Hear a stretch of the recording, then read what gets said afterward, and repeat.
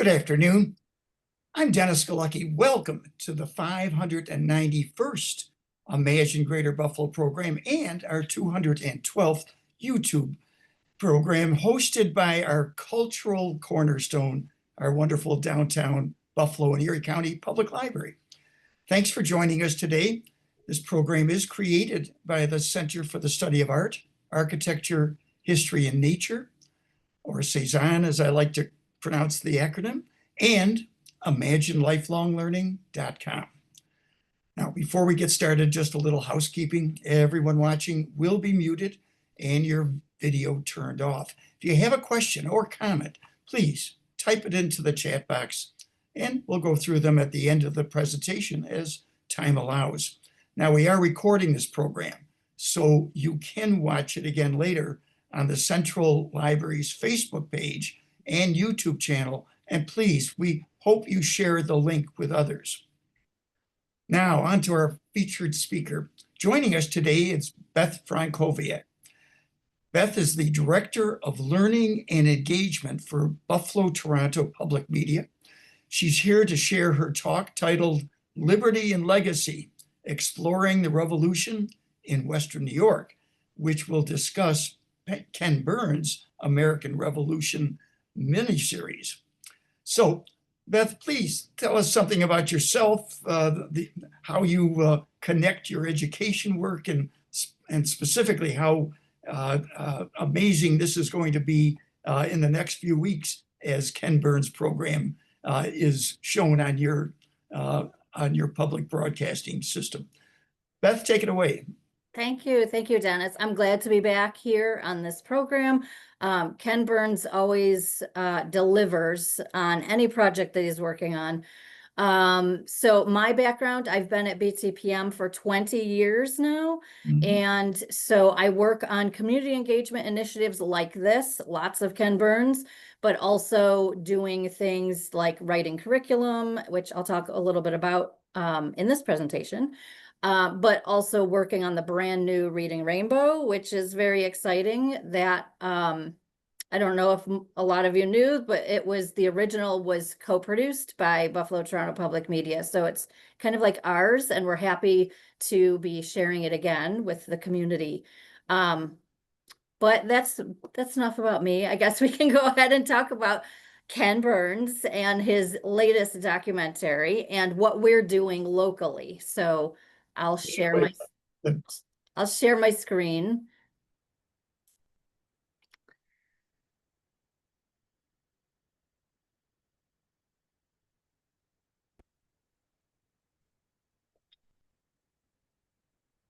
Okay, so we just saw that, and I love their graphic. They have the best graphics, Ken Burns' team. So a little bit about the film is here. Ken Burns' newest documentary, The American Revolution, is a 6-part, 12-hour documentary that premieres next week, November 16th. Is that next week? Soon, November 16th, and it runs for 6 consecutive nights. We also have a lot of reruns that will be airing, and you can search our schedule on the website to find out when those will be.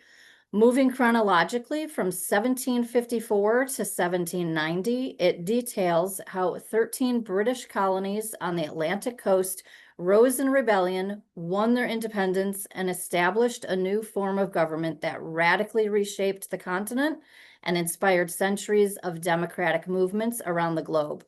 The documentary presents the story of the men and women who waged and witnessed a war that changed the world.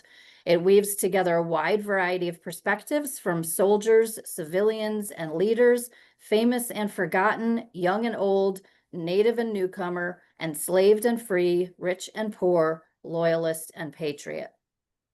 And I will say that I have watched all 12 hours. It was wonderful. So if you have time, please do watch. And here is how you can watch the different platforms. But the live broadcast premiere, like I said, is November 16th, and it'll run 6 nights in a row. So I always love to show segments of the programs, but for this one, I was not permitted to do that. So I can only show a small trailer, and we'll see another clip a little bit later on. And this might be quiet for some of you, so you may have to adjust your volume. Hopefully you can hear it okay. So we'll go ahead and watch the trailer. From a small spark kindled in America, a flame has arisen, not to be extinguished.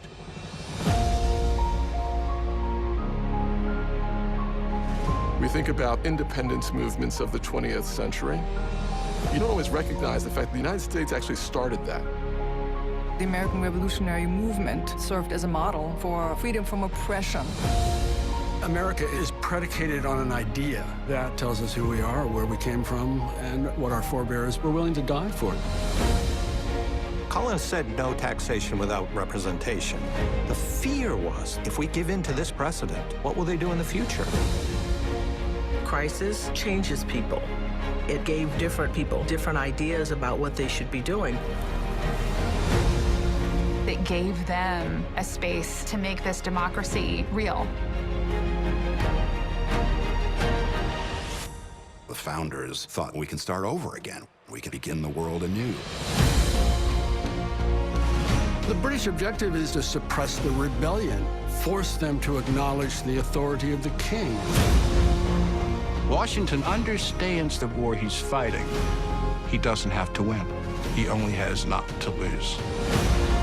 He becomes quite eloquent in trying to persuade people we're all Americans. We see regiments with individuals who are not carrying arms, doing essential labor, including women. They are at the forefront of this movement.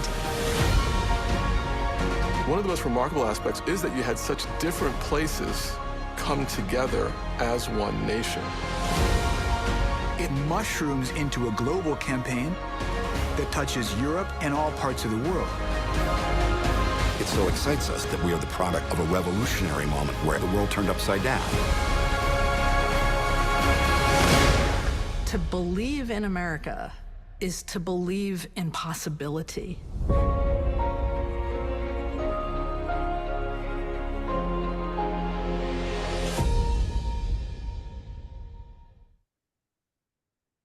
Okay. So next up, I just wanted to talk a little bit about this, the Ken Burns project. It is the biggest education project that PBS has ever done, which is pretty impressive because we know that PBS has lots of educational initiatives, but this one is the biggest. And on the screen, you can see that teachers have been waiting anxiously for this program to premiere. And PBS Learning Media was part of a study where they found that 79% of history teachers choose PBS Learning Media for their classroom resources because of the high quality. So next up is our second clip that we can watch, the American Revolution collection on PBS Learning Media, and how the elements from the film will be brought to the classroom. This promo talks a little bit about that, how it can be a powerful tool for teachers to connect with students about this history.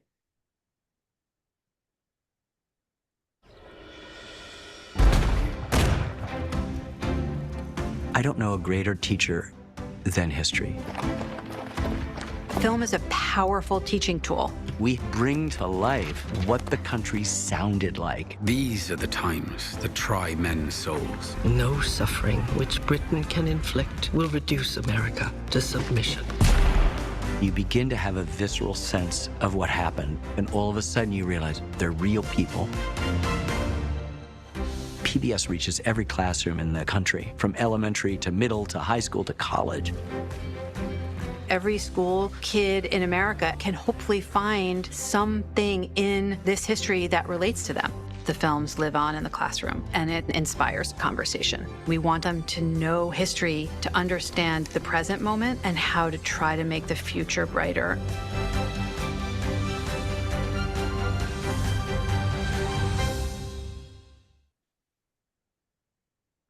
So next up, I wanted to talk a little bit more about the PBS Learning Media Collection. It will include 35 resources for grades 3 to 12, so quite expansive.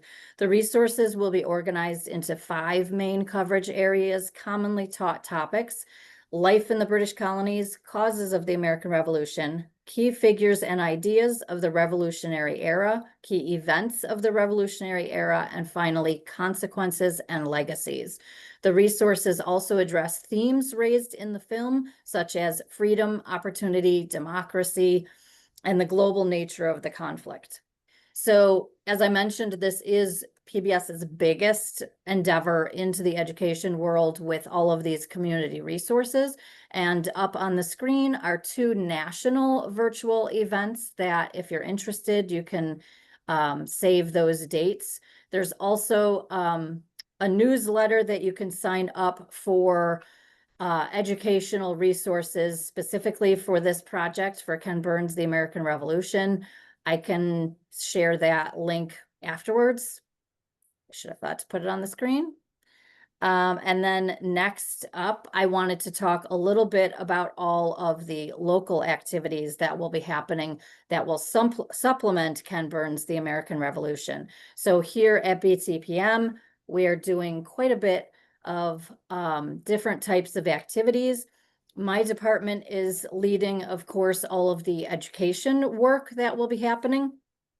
So the first thing that we're doing is we're building on our award-winning digital series, Compact History, starring Corey, right there on the screen, who is a time-traveling middle school teacher.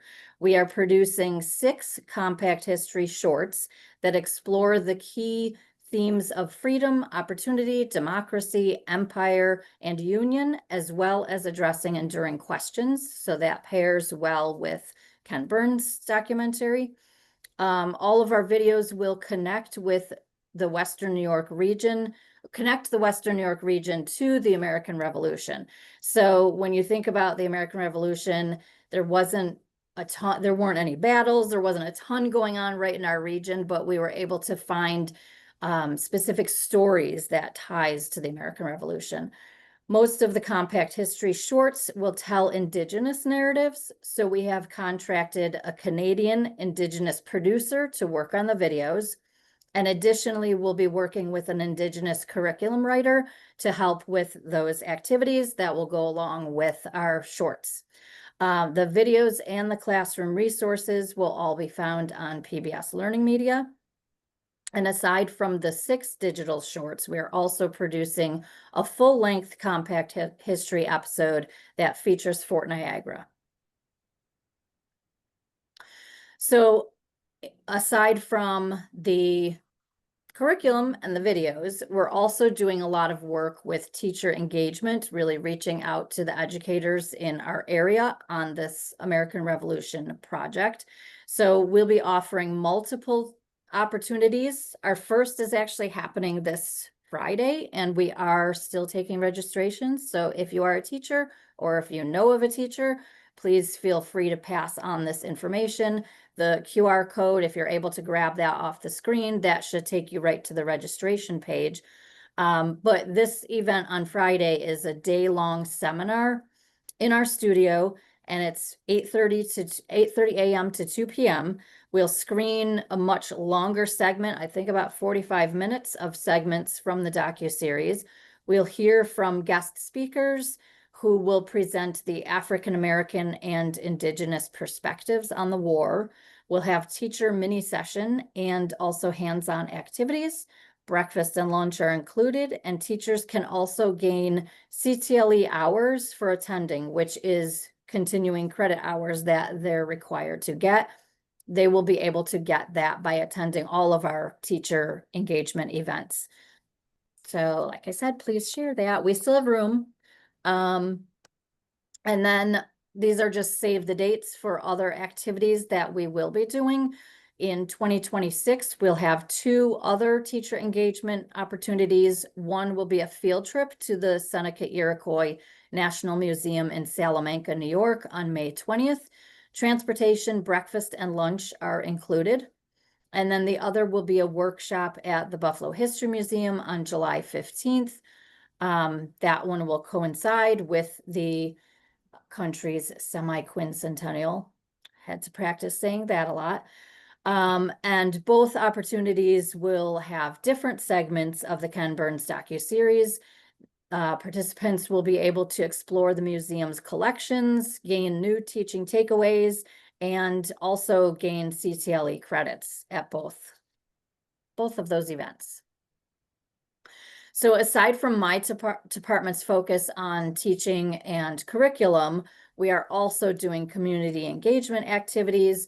One is a screening that we're holding this Wednesday. Unfortunately, it is already sold out. We have 200 people who have registered for that screening. So that should be a great event. We are also having other things for general audience, such as a trivia night that will be off-site and a writing contest for both adults and high school students with the theme of unfinished revolutions. And both of those contests will launch in February. And I think that's all I had planned. So if anyone had questions. Well, and I'll stop sharing. No, this is fine. Let me, it's like an opportunity. And public media has this, Buffalo, Toronto public media has this opportunity. Take the Buffalo public school system. How do you work with them to set up some metrics so that by the time the July 4th celebration of America 250 happens, the school year's over, between now and then, how do you feel like success has been achieved at some level? How do you measure that even? How do you think about it with the people at the Buffalo Public Schools, for example? Yeah. Honestly, it's a little bit tricky to measure, but we really rely on PBS Learning Media. We get a lot of metrics from there. So we can see who is going to what lesson plans, what videos they download, what activities they download. So we can't actually track how many people are actually using it in the classroom and how many times they use it. But those metrics we get from PBS Learning Media are pretty telling. For the national platform, this isn't just BTPM, but there's 1.4 million users every month on PBS Learning Media. But then we can track our local collections, so we can see how many people are going to those pages and watching the videos and downloading the content. So it's a little bit easy to see that, you know, what is popular and what isn't. And then other than that, we stay in connection with those partners. Like, we are partnered with Buffalo Public Schools and the New York State 250 Commission, the Erie County Commission. In fact, we have Doug Kohler, who is the Erie County historian. He is helping us to work on this project, and he actually wrote all the scripts for those new Compact History episodes. So so we're staying in contact with people who work with people in the school system to spread the word about what we're creating and what we're doing.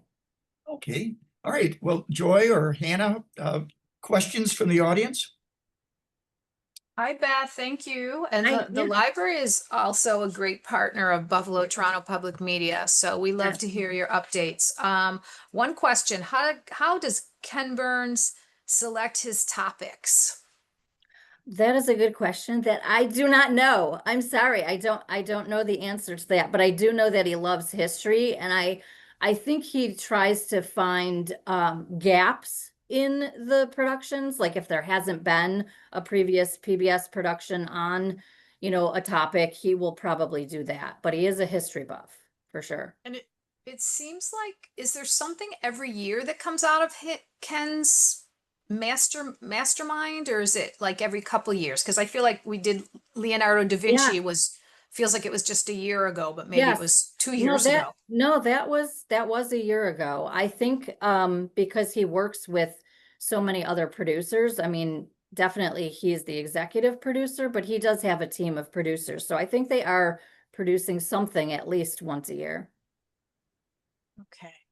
we're just gonna ask one more time. If anybody from the audience has a question for Beth, to just throw it in the chat real quickly. And then how are things overall happening at Buffalo Toronto Public Media?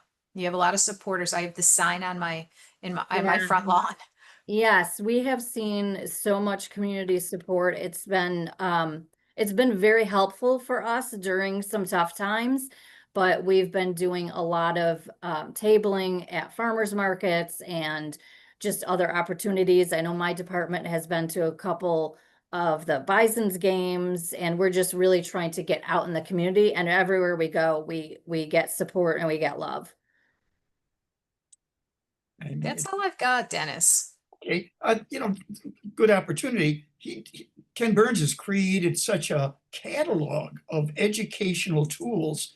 Are there just certain teachers that buy in and kind of weave them into a class?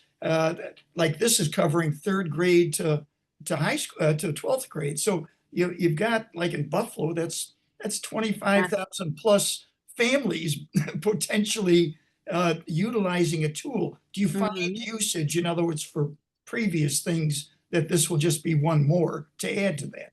Absolutely. As I mentioned in the presentation, PBS Learning Media is really used a lot by educators nationwide, and Ken Burns has a complete collection using 40 of his documentaries, and I believe there's over 300 resources. So it's called Ken Burns in the Classroom if you go to PBS Learning Media and want to search that, and that's free, by the way. It's really aimed at educators, but it's free to everyone. So if anyone wanted to go take a look at what's there, because there's video clips included and the lesson plans, it's pbslearningmedia.org. And like I said, the Ken Burns collection is gigantic. And like you mentioned, different grade levels can find something for everyone. So in the end, though, can you monitor it? Can you see, this is being used, the one constantly is being used by art students in Buffalo Public Schools, or some of them? Is there we don't get the exact metrics, but for example, I'm on the National PBS Learning Media Advisory Council, and so I get that, like, behind the scenes data. We know what is being used nationally, what collections are very popular, and Ken Burns is always popular. Sure, I would think like that. And then I hope it creates dialogue at the family level, students with parents about history, about our history. Go ahead. We do have someone wrote in, what's the timetable from idea to final production for Ken Burns? Oh gosh, I don't know that one, but I know that for this particular, I think it was on that early slide, it took them 8 years to produce this particular documentary, because I mean, it's 12 hours long, but 8 years. So that's how long it took them from concept idea to releasing it. And someone actually asked for the address again for PBS Learning Media, and we have put that in the chat. And I don't know, Beth, if you want to say that again. I think you said it, but if you want to say it again. It's PBS Learning Media, all one word, .org. Okay. That's all we've got, Dennis. Good. Well, Beth, anything you want to summarize, and again, touch on your reality at public television, given the times we're in.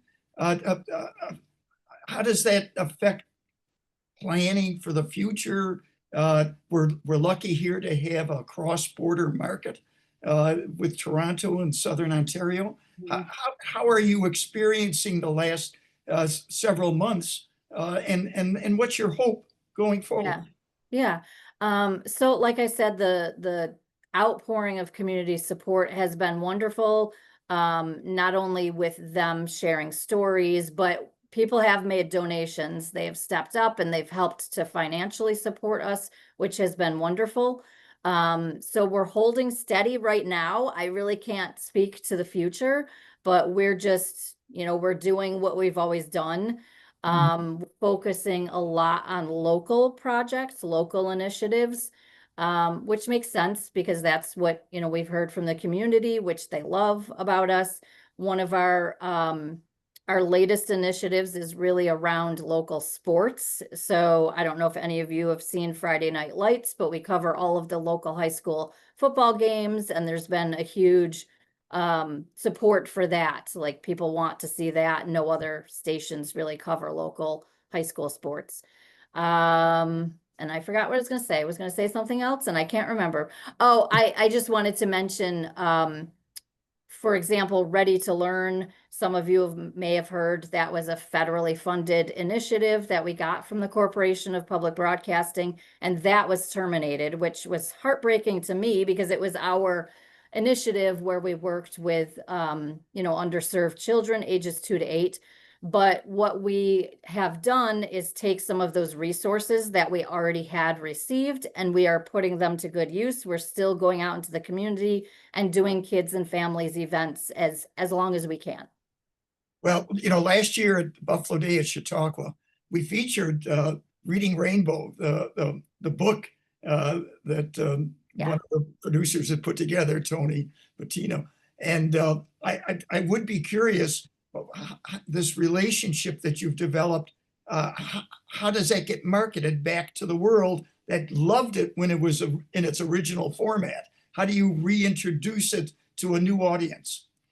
Yeah, well, the new series that I mentioned early on is on YouTube. So we just have promotion, pushing people to YouTube. We will eventually have that series up on PBS Learning Media. My department will be writing curriculum for the newer episodes and putting that on Learning Media. The classic episodes are already up there, so they can watch the story segments, and there's curriculum to go along with those episodes as well. So it's really just in promotion, and our partners are Sony. So they've, done a wonderful job promoting that. And also the host, if you don't know, is Michael the librarian, who already had a huge following on social media. So that's been very helpful as well. Good to know from the library standpoint. And what age group is the program that you're designing shooting for? Yeah, it's I would say it's probably ages 4 to 8 is the target age. It's a third grade-ish type of thing. Yeah, that would be the max. Yeah. Okay, good. All right. Well, I think we just about wrapped up our time period, Joy, unless there's any last minute questions that have come in. No, I'm just going to mention one library thing. Do you want me to do that first? Yeah, no, go ahead. Okay. Okay. So first of all, Beth, thank you so much. Thank you for all the things Buffalo Toronto Public Media brings to our community and into the Canadian community. We appreciate them, and we look forward to many, many more. I'm going to switch the subject here just for a second and put on my library hat. We want to remind our viewers today, and once this goes up on social media and on our YouTube channel, that the library, the Buffalo and Erie County Public Library, is listening. We want to hear from you. We are tomorrow night holding a community engagement session. Hopefully that slide is up there. Yes. It is on Zoom, and if you need to capture that Zoom login, it's the QR code, but you can call us at 716-858-8900 to get it. We have gone the last 6 or 7 months working with a consultant to look at ways to improve the interior spaces of the downtown Central Library so that we are better meeting the needs of our communities. And tomorrow we will have this public session open to the public, of course, with our consultants who will kind of unveil that plan, the draft version of that plan. We'll take Q&A. It starts at 7 o'clock. It's on Zoom, and we hope as many of you as possible can tune in. So I appreciate taking the time to just mention that. And Dennis, it's all yours to wrap it up. Well, I'm glad you had that wonderful picture of the library too. It is a treasure here, and it's going through a process of, I imagine, reimagining itself and its spaces and how it serves going forward always. So a good review, and I hope you get the public input, Joy, that you're looking for. All right. Well, Beth, thank you very much. Well done. You're welcome. We all look forward to this program, and and seeing it once from November 16th on. Mhm. So, folks, thank you for joining us today. Now, next week is Veterans Day. The library is closed, so there won't be a program on November 11th, and we'll simply, at this point, say thank you to all our veterans and those who have served. Our freedoms have been given to us by your efforts, so we thank you. Then the following week, we have Chuck Lacusa on November 18th. He's going to make his first appearance on the Imagine program, and looking forward to that. Chuck is the co-founder with Brad Hahn of Explore Buffalo, and his website is buffaloah.com. Once you go to buffaloah.com, you will have a hard time getting off it. It'll hold your interest for a great many hours, and if you're interested in Buffalo, it's the place to go. So that does it, I think. We'll see you in a couple of weeks. I'm Dennis Galucki. Be well and good day.